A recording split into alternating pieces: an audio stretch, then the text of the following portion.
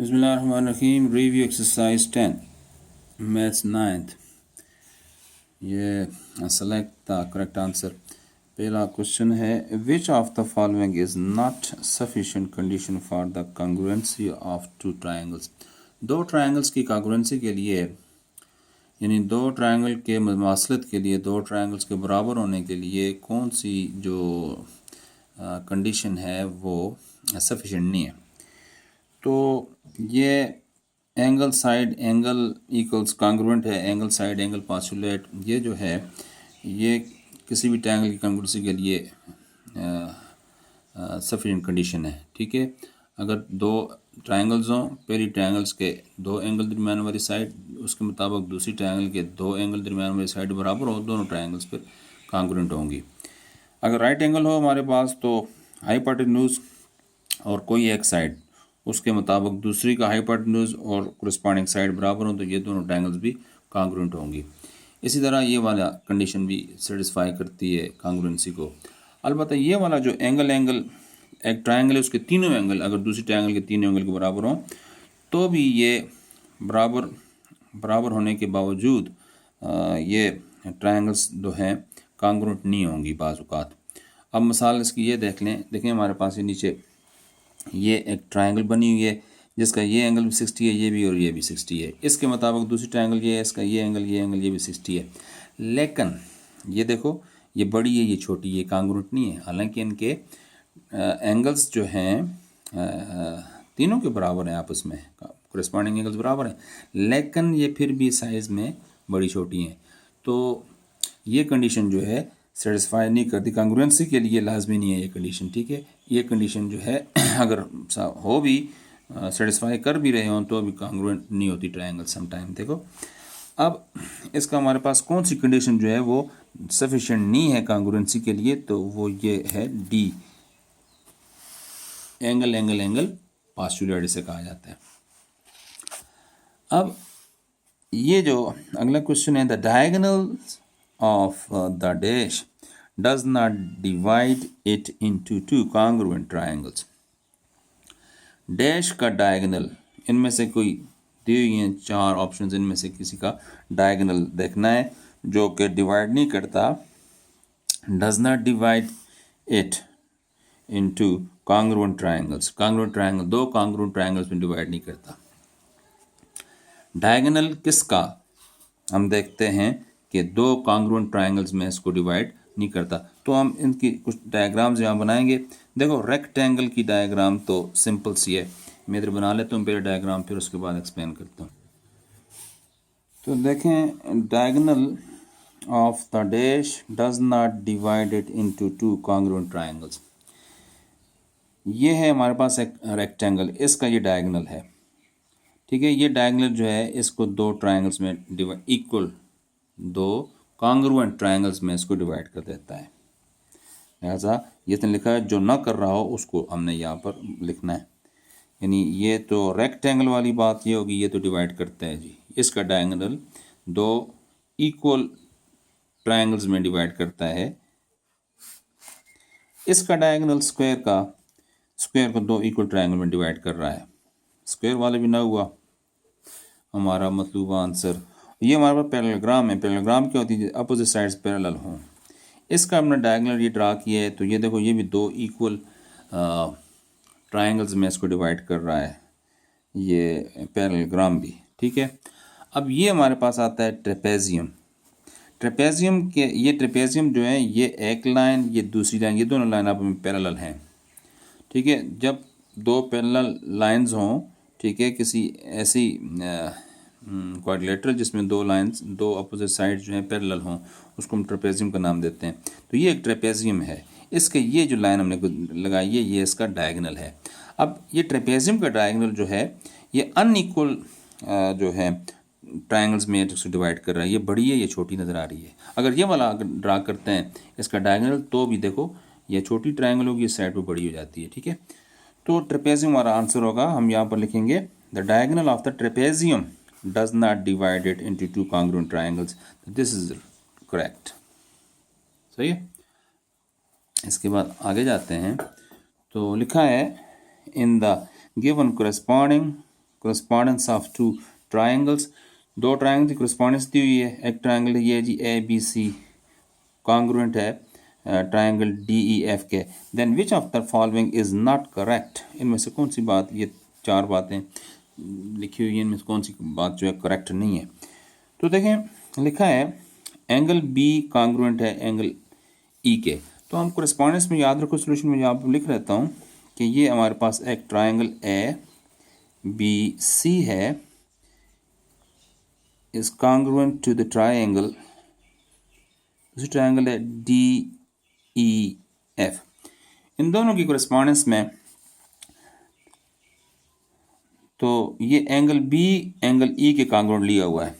Angle B की position क्या है, यहाँ पे। एंगल ई की पोजीशन क्या है, दरमियान में। तो इसका मतलब ये है ये दोनों कॉन्ग्रुएंट होंगे, एंगल बी एंगल ई के कॉन्ग्रुएंट होगा, ये दिस इज ट्रू।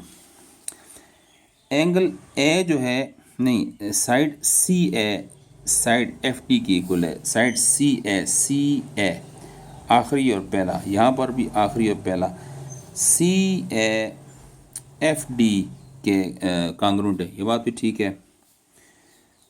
अच्छा, और ये angle C B A congruent है angle F E D, C B A F E D, ठीक है, ये भी ठीक है, correspondence ट्रू है और ये कॉन्ग्रुएंट है, ठीक है। अब यहाँ पर आओ, तो यहाँ लिखा हुआ है एंगल ए बी डी, यानी बी पर एंगल बन रहा है, ए और डी साइड है, तो angle A B D A B D congruent है ई एफ डी के, ई एफ डी के, ए बी यहाँ पर सी होना चाहिए। एंगल ए बी सी जो है वो कहता है किसके कॉन्ग्रुएंट है, A B C E F D इसने लिखा हुआ है, हमारे पास ओरिजिनल correspondence जो है ये डी ई एफ होना चाहिए, यानी ई जो है दरमियान में होना चाहिए जबकि एफ इसका दरमियान में है। correspondence तो ये बता रही है ना कि एंगल ए बी सी जो है वो D E F angle D E F के बराबर होना चाहिए, जबकि उसने ई एफ डी लिखा हुआ है, लिहाजा ये रॉन्ग है, ठीक है। तो इसमें उसने कहा था which is not correct, this is not correct. correspondence में याद रखने की बात है कि जिसकी ये पोजीशन है, जहाँ पर ये ए है दूसरी ट्रायंगल का वहाँ डी है, जहाँ ये बी है दूसरी ट्रायंगल का यहाँ ई है, जहाँ ये सी है दूसरी ट्रायंगल का यहाँ एफ है, ठीक है। तो ये बात हो नहीं सकती कि सी जो है वो डी की इक्वल हो, सी जो है एफ की इक्वल होगा, डी एफ जो साइड होगी वो ए सी साइड के बराबर होगी। इस तरह की ये correspondence में ये ताल्लुक होता है अगर ट्रायंगल कॉन्ग्रुएंट हो तो इस वजह से ये वाली correspondence ठीक नहीं है। अच्छा जी, फोर्थ क्वेश्चन है, if in triangle A B C, एक ट्रायंगल है ए बी सी, उसमें इफ एंगल है कॉन्ग्रुएंट एंगल बी के, then bisector of dash angle divide the triangle A B C into two congruent triangles. तो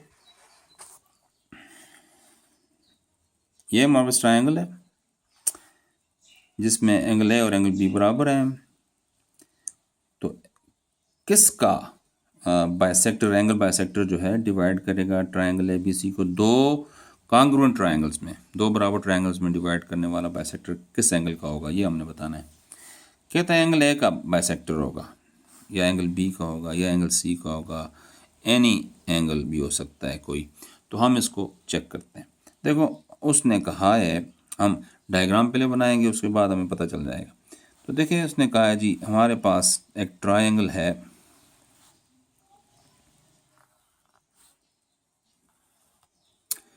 ए B C, A B और सी, फिर उसने ये भी कहा है कि एंगल ए एंगल बी के बराबर है, ये एंगल ए जो है इस एंगल बी के बराबर है।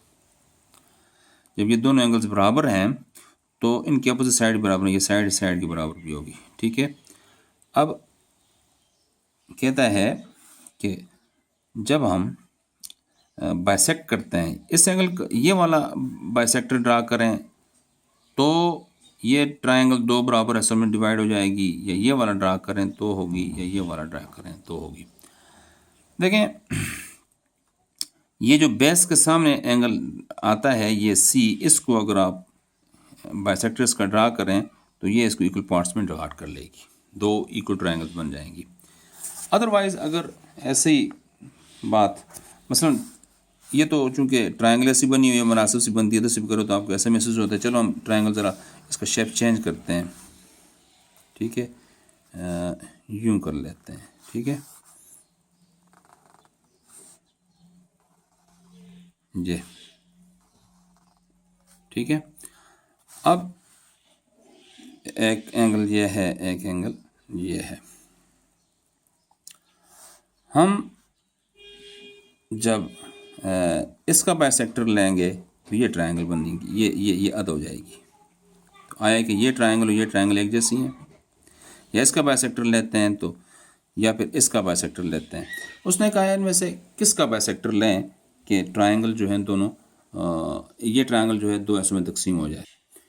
एक और ट्रायंगल बना लेते हैं जिसकी ये वाली साइड और ये वाला एंगल और ये वाला एंगल आपस में कांग्रुएंट है।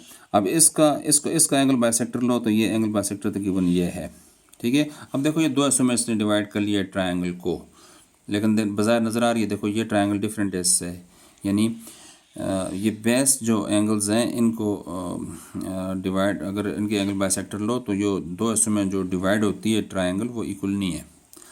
अलबत्ता ये जो बेस के सामने जो एंगल है ये सी, इसका बाइसेक्टर लो तो ये ट्रायंगल को दो हिस्सों में डिवाइड कर लेती है। इस केस में भी देखो ये एंगल बाइसेक्टर ये ड्रा किया है तो दो हिस्सों में डिवाइड कर लिया, इक्वल दो हिस्सों में डिवाइड कर लेती है, क्योंकि अगर ये एंगल बराबर हैं तो, ठीक है।